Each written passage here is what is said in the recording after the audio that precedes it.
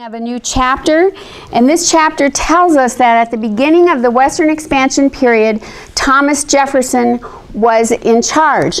What happened during Jefferson's presidency that really marked a big Western expansion? Hello? Yes. The Louisiana Purchase. The Louisiana Purchase.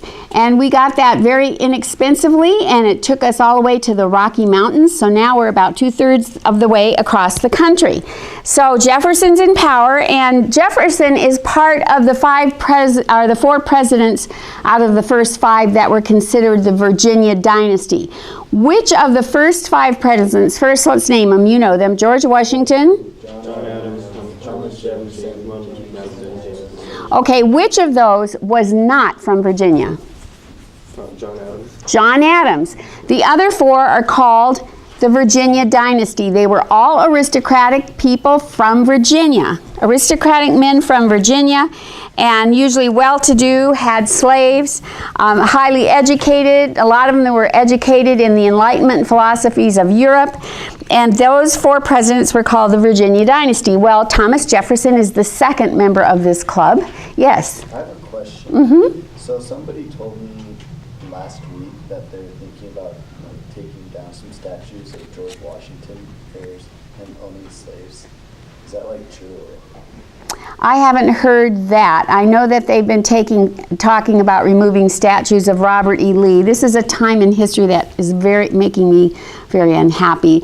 I don't see any reason to take down the statue of a great general like Robert E. Lee just because he fought on the wrong side, if we want to consider that. And I do consider that the wrong side. I am very anti-slavery, but history is history. And he was at first asked to be the leader of the Northern armies, and the only reason he said no, even though his sympathies were there, is because Virginia is my country. Everybody still saw their state as their own country. And he wanted to go with the decision of his country, but he was such an amazing leader. And after the war was over, he spent so much time going around the South trying to get people to forgive and forget and reconcile, which was a hard job, and it didn't happen. But, I just think it's ridiculous. It's like some of this politically correct stuff, it goes overboard. Let me give you an example. There's a ride in Disneyland called Pirates of the Caribbean. I've been going on that ride since my first kid was born 36 years ago, right? And it has the fire. You're familiar with it, right? And then you come to this scene where they're buying brides. And then the next scene is the guys are chasing their brides around in a circle in some of these houses. Well, the women's rights got very insulted about that. Men chasing women, don't you think that would happen? And so they made the Disneyland put bowls of food and fruit in the women's arms so it would look like they were going after the food instead of the woman, to be more politically correct. Now, come on. Some of this stuff gets so crazy, and this whole statue thing is really touchy. There's some statues. Let's say you have a statue up of Forrest. Nathan Bedford Forrest. Yeah, Nathan Bedford Forrest. Let's say you have a statue up of him, and he was the Grand Wizard of the KKK after he quit, and he also at Fort Pillow shot a bunch of black prisoners that he had taken as prisoners of war, which was totally violating the rights of prisoners. They should have been prisoners, and he shot them all because they were black. He didn't shoot the white prisoners. And so someone like that, I think, would be more controversial. But it's just making such division in our country right now, this whole thing. Another thing, since you brought it up, is all this white supremacist stuff which is coming out of the woodwork. We haven't seen it. We didn't see it in the last 10 years. Why are they all feeling free to come to the surface now and do all this atrocious stuff? And it's just the climate that's been created in our country right now, and I'm very unhappy about it. But yes, George Washington did have slaves, and he released his slaves. I think they were released. He had left in his will that all his slaves would go free when he died, I think. But if you visit Mount Vernon, you'll see what kind of conditions his slaves lived in. And, I think slavery is a horrible thing. No matter how good the conditions are, no person should be kept a slave against their will. But there were some slave owners who were kind, and there were some that were absolutely atrocious. And you're going to be seeing an example of that when we go to the period after the Civil War. So let's just continue with this. And I haven't heard anything about George Washington's. I mean, they'd have to take down the George Washington Monument in Washington, D.C. But George Washington, those presidents before the Civil War who had slaves, aren't really being held accountable. It's people that fought in the Civil War on that they're really going after, as far as I can tell. But who knows? Okay, so we looked at how Jefferson was in power. We increased the size of our country. The man in politics was Thomas Jefferson. Who can tell me one thing about Thomas Jefferson? He didn't wear one of the fake wigs. Yeah, he wouldn't wear a fake wig. And yes. Pardon? He was tall and slim, that's right. His clothing attire was casual or sloppy. Right. Some people thought he just wasn't quite dressy enough for the office. Anything else you know about Thomas Jefferson? Yes. He wanted America to be more of a farming community. Right. That was a really big thing. He wanted an agrarian society. What were you going to say? Same thing? Okay. What? Yeah. He was a strong supporter of free speech and Yes. freedom of press. And Right. Very good. Yes, Bill. He was an architect, surveyor, philosopher, scientist. Yes, all those things. Architect, philosopher, scientist, inventor. He was a very, very talented man. I thought someone would mention about his wine bill while he was in office. He liked good French wine, and out of all his food bills when he was in office, the wine bill was the highest. They said in 1 year it was $2,800, and if you put that in today's money, it'd be pretty spectacular. So he was the president. Now they're in the Capitol in Washington, D.C. The city is being designed. Who's designing the city? Yes. Benjamin Banneker. Okay, Benjamin is I think he's doing like the survey and the layout, and who else is doing the architectural decisions? The French guy, Major Pierre Charles Lafont. Right, L'Enfant was doing it. So, and you'll see when you visit Washington, D.C., you'll see a little thing in the bottom of the Capitol building about him. But they called it the President's Palace at this time. They didn't call it the White House yet.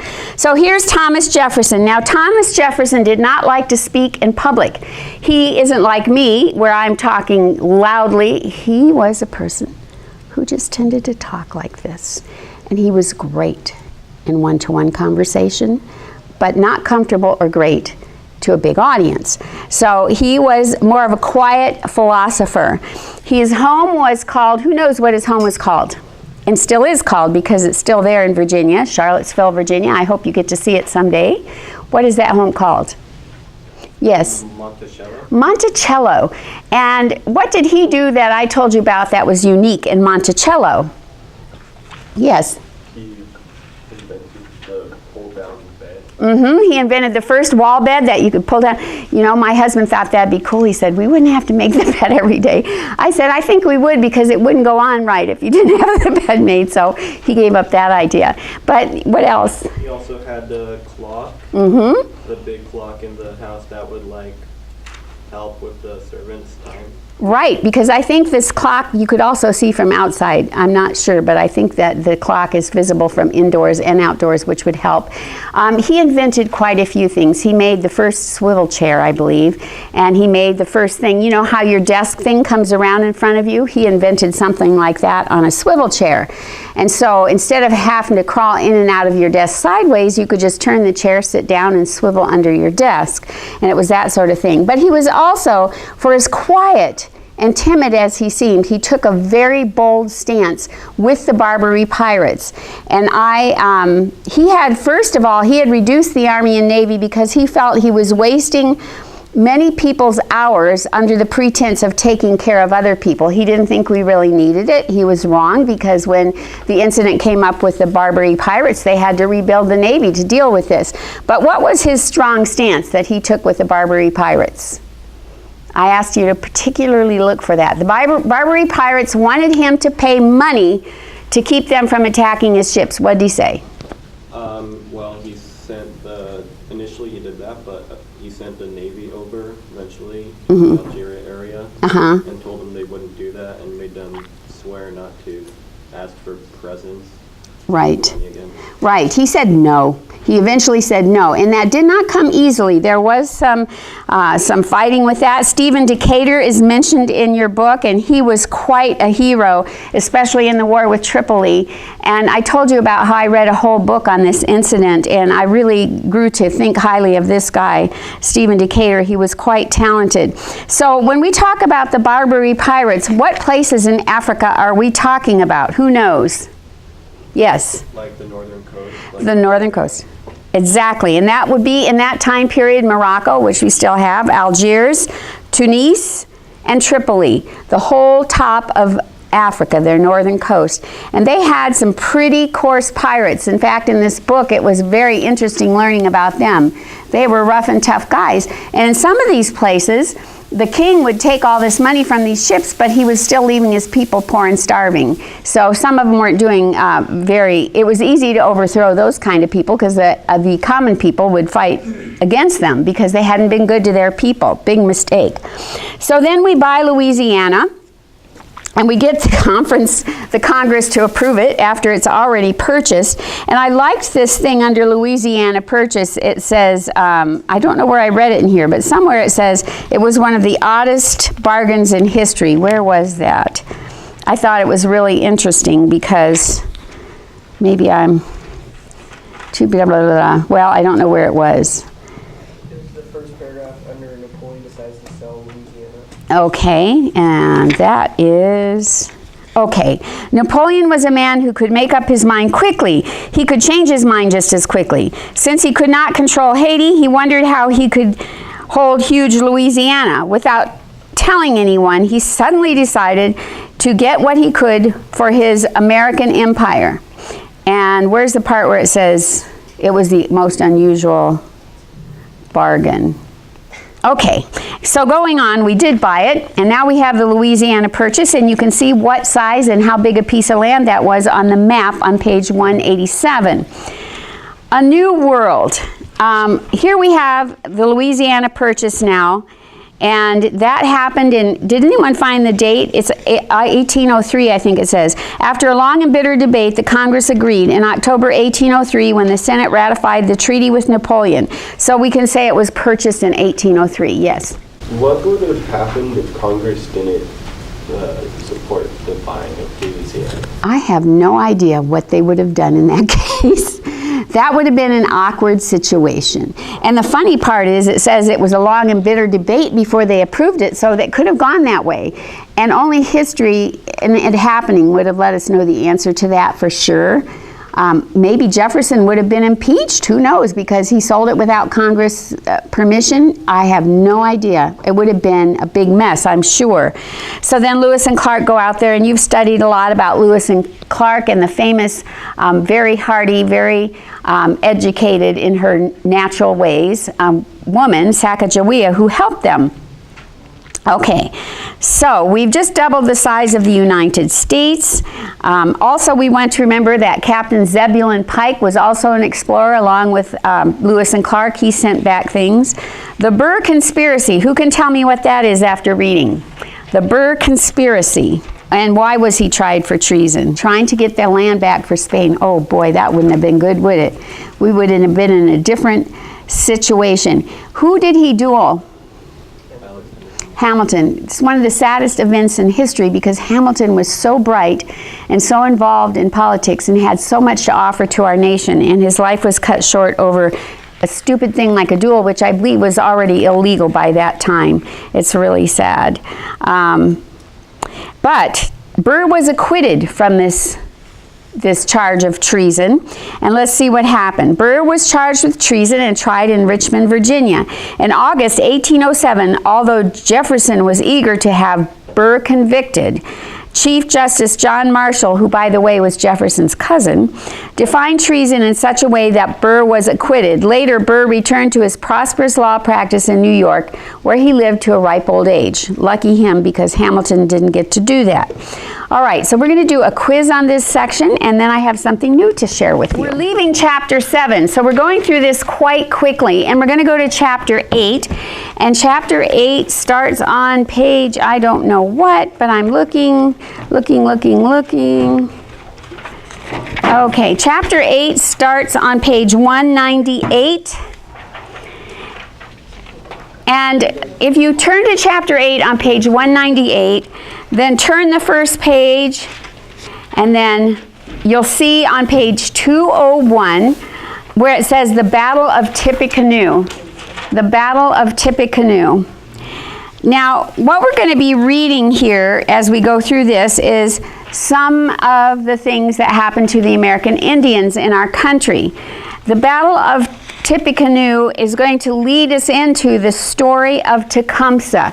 Tecumseh was an amazingly brilliant, consistent, steady, idealistic Indian. He was an Indian chief, and one of the things that happened that was so terrible is Harrison, one of the Americans, Governor Harrison of Indiana, he talked some Indian tribes into selling him all of Tecumseh's land.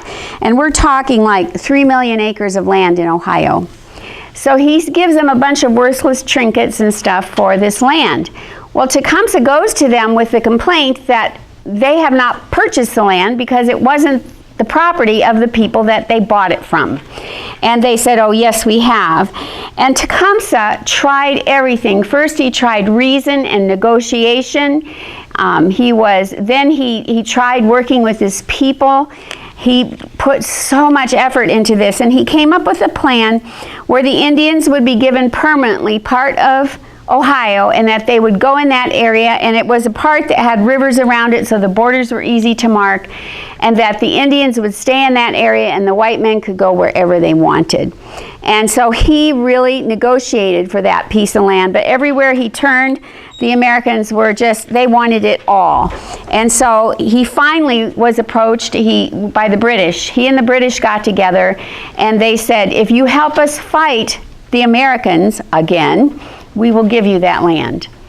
And so they tried to do that, and the British, this led to the War of 1812. So this passage has to do with a shady bargain with Governor Harrison and the Indians, the famous Indian chief Tecumseh, and the War of 1812, which is often called the Second American Revolution. Why would it be called the Second American Revolution? Britain versus the U.S. That's exactly right. And they tried, but they didn't make it. They looked like they could have at first. Some of it took place on the Great Lakes, like Lake Erie was real prominent in this war. And you can see your map of the Great Lakes on page 203. And you can see where the Battle of Tippecanoe happened on the lake. And also the incident at Dearborn, where a bunch of whites were taken by the Indians. We'll be reading all of that. And so they felt like they had it made, but the Americans pulled it off, and they won again. And the Constitution, Old Ironsides, is something that you'll get to see on your U.S. history tour. It's so cool. That was one of my favorite stops. You're going to love that. And so we'll be seeing that when we go back east. The war might have ended in 1812 if the British had been willing to stop taking British sailors from American ships. So they were given an opportunity where the Americans said, look, just stop impressing our soldiers and we'll call this off. But it didn't happen, and they fought it through until it was a definite win on the part of the Americans. Now the final battle happened at a place you're also going to visit. And that is the main stronghold of the Americans during this time. Why can't I think of it? It's Fort.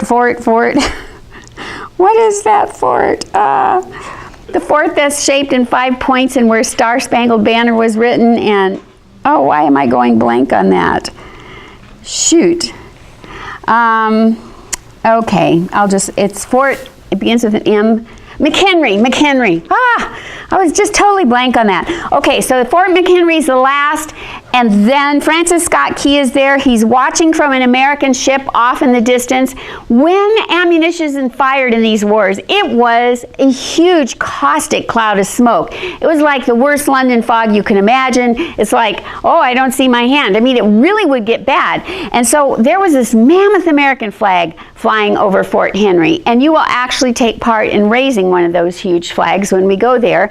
And Fort Henry had this huge flag, and before the smoke built up really thick, Francis Scott Key saw the American flag, and he said, the American flag is still up. The British have not taken Fort McHenry. But then he had to wait and wait and wait as the battle went on, and not knowing whether that flag was still up. And that's why he wrote, "Oh, say, does that star-spangled banner still wave?" That was the question in his mind through this battle. Is our flag still up? Is our flag still up?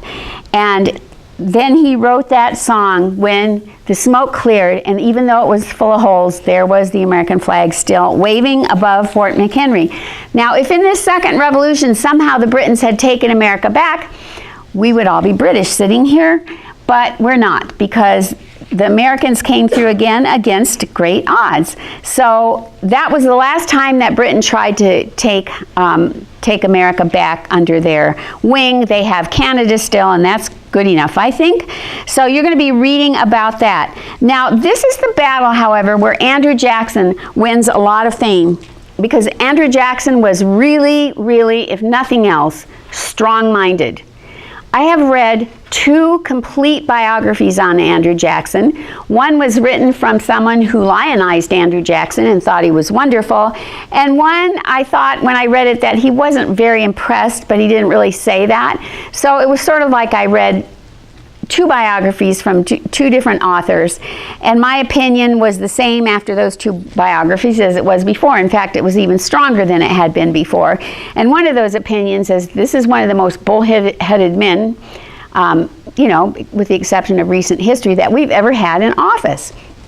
And he was fighting in this war. Well, they couldn't have asked for a better leader than Andrew Jackson, because Andrew Jackson charged. I mean, he was strong. I'm going to tell you the rest of this story tomorrow before